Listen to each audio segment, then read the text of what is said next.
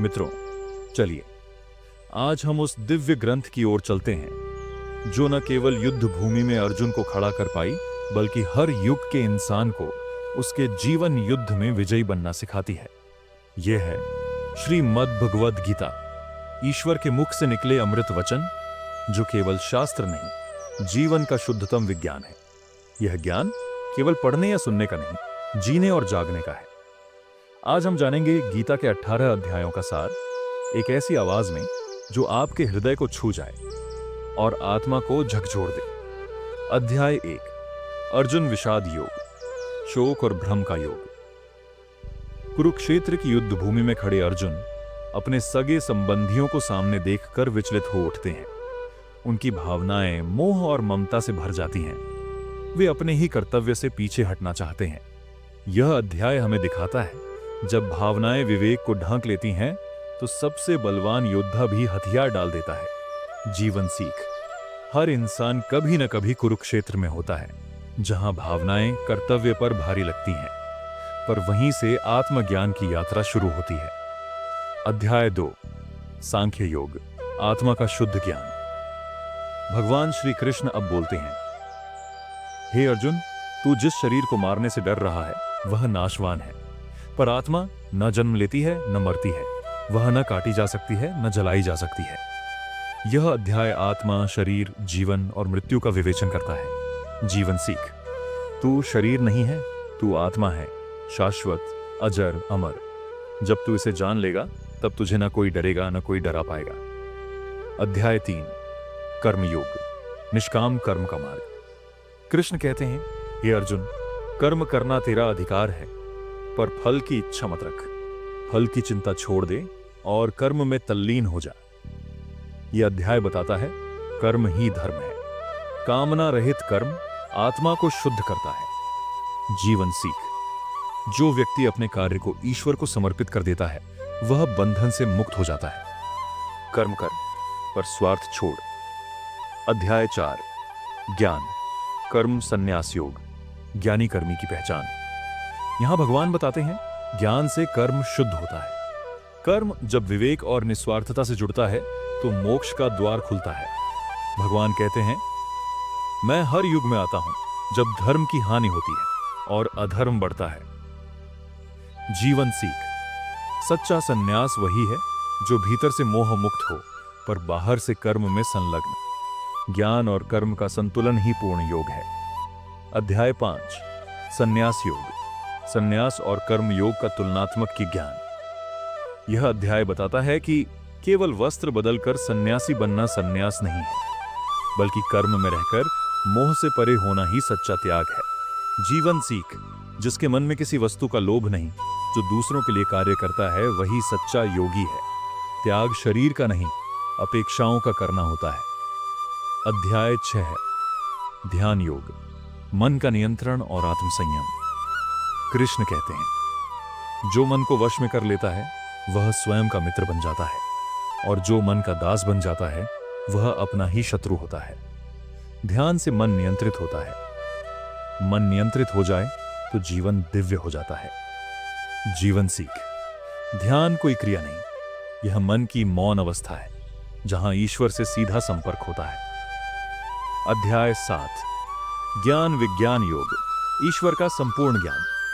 कृष्ण कहते हैं, मैं ही संपूर्ण जगत का मूल हूं। जल में मैं रस हूं, अग्नि में तेज हूं, चंद्र में शीतलता हूं और जीवन में चेतना। यह अध्याय ईश्वर की व्यापकता को दर्शाता है। जीवन सीख। ईश्वर केवल मंदिरों में नहीं, वो प्रत्येक तत्व, घटना, व्यक्ति में व्याप्त है। उसे जानना ही स्वयं को जानना है।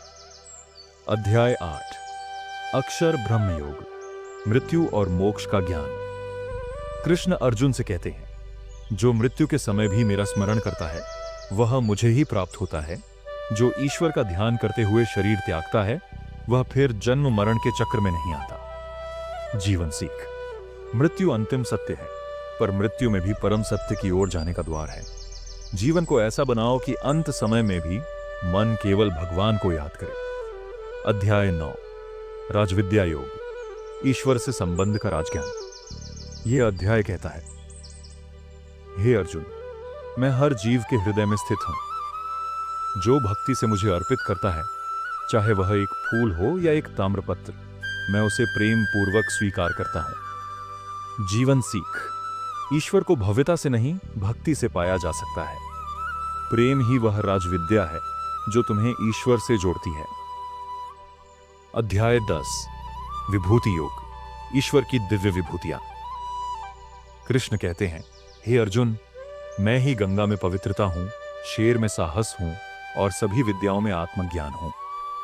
यह अध्याय दिखाता है कि ईश्वर की शक्तियां हर ओर फैली हुई हैं। जीवन सीख। ईश्वर को देखना है तो सुंदरता, शक्ति, प्रतिभा, विवेक, हर दिव्यता में उसे पहचान। अध्याय 11। विश्व रूप दर्शन योग। ईश्वर का विराट रूप। कृष्ण अर्जुन को अपना विराट रूप दिखाते हैं। हजारों सिर, आंखें, भुजाएं, संपूर्ण ब्रह्मांड एक रूप में समाहित। अर्जुन भयभीत हो जाता है और कहता है, हे देव, आप कौन हैं? भगवान मुस्कुराते हैं, मैं काल हूं, सबको अपने समय पर ग्रसने वाला। जीवन सीख। जब अहंकार टूटता है तब विराट दर्शन होता है। ईश्वर सीमित नहीं, वे समय, स्थान और सृष्टि के पार हैं। अध्याय 12। भक्ति योग। प्रेम का मार्ग।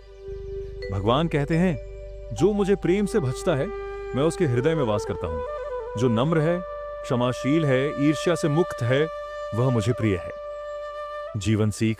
ज्ञान हो या कर्म, उसका सार है भक्ति, और भक्ति अहंकार को विसर्जित कर ईश्वर में विलीन हो जाना है। अध्याय 13। क्षेत्र क्षेत्रज्ञ योग। शरीर और आत्मा का भेद। कृष्ण कहते हैं, शरीर है क्षेत्र और जानने वाला है क्षेत्रज्ञ। परम क्षेत्रज्ञ मैं स्वयं हूं। जीवन सीख। तू शरीर नहीं है, तू देखने वाला है। दृश्य बदलते हैं पर साक्षी कभी नहीं बदलता। यही आत्मा है, यही ईश्वर है। अध्याय 14। गुण त्रय विभाग योग। सत्व, रज, तम के गुण। 3 गुण, सत्व ज्ञान, रज क्रिया, तम अज्ञान, इनसे ही पूरा जीवन चलता है। पर जो इन तीनों से ऊपर उठ जाए, वह मोक्ष को प्राप्त होता है। जीवन सीख। तू गुणों का गुलाम मत बन, साक्षी बन जा। गुण आएंगे जाएंगे, पर तू शुद्ध चैतन्य है। अध्याय 15। पुरुषोत्तम योग। अधो ऊर्ध्व संसार, वृक्ष और आत्मज्ञान। यह अध्याय कहता है, यह संसार एक उल्टा वृक्ष है, जिसकी जड़ें ऊपर हैं, ईश्वर में, और शाखाएं नीचे, संसार में। जो इसकी जड़ को पहचान ले, वही मुक्त हो जाता है। जीवन सीख। संसार में उलझ मत, उसकी जड़ों की ओर देख। परम पुरुषोत्तम ही सत्य है, बाकी सब क्षणिक। अध्याय 16। दैवासुर संपद विभाग योग। दैवी और आसुरी गुणों का भेद। दैवी गुण शांति, क्षमा, करुणा। आसुरी गुण अहंकार, क्रोध, मोह। ईश्वर कहते हैं, दैवी गुण मोक्ष की ओर ले जाते हैं, आसुरी गुण बंधन की ओर। जीवन सीख। हर दिन अपने भीतर के गुणों की पहचान कर और उन्हें शुद्ध कर, तभी तू मुक्त होगा। अध्याय 17। श्रद्धा त्रय विभाग योग। 3 प्रकार की श्रद्धा। श्रद्धा भी 3 प्रकार की होती है। सत्वगुणी श्रद्धा सत्य मार्ग पर ले जाती है। रजोगुणी इच्छाओं से बंधी होती है। तमोगुणी अज्ञान से भरी होती है। जीवन सीख। जो श्रद्धा विवेक से जुड़ी हो, वह ही सच्ची श्रद्धा है। अध्याय 18। मोक्ष संन्यास योग। संपूर्ण ज्ञान और मुक्ति का मार्ग। अंतिम अध्याय में कृष्ण कहते हैं, सभी कर्म मुझे समर्पित कर मेरे शरण में आ जा, मैं तुझे समस्त पापों से मुक्त कर दूंगा। यही है अंतिम संदेश। पूर्ण समर्पण, पूर्ण विश्वास, पूर्ण प्रेम। निष्कर्ष। श्रीमद् भगवद गीता कोई ग्रंथ नहीं, यह जीवन का दर्शन है। यह तुम्हें बताता है तू कौन है और क्यों है। यह मोह से मोक्ष की यात्रा है, अहंकार से आत्मज्ञान तक की। इसका प्रत्येक श्लोक तुझे भीतर से झकझोरने आया है। तू केवल सुनकर मत छोड़, इसे जी, इसे जियो, क्योंकि यही तेरा धर्म है और यही तेरा आत्म कल्याण।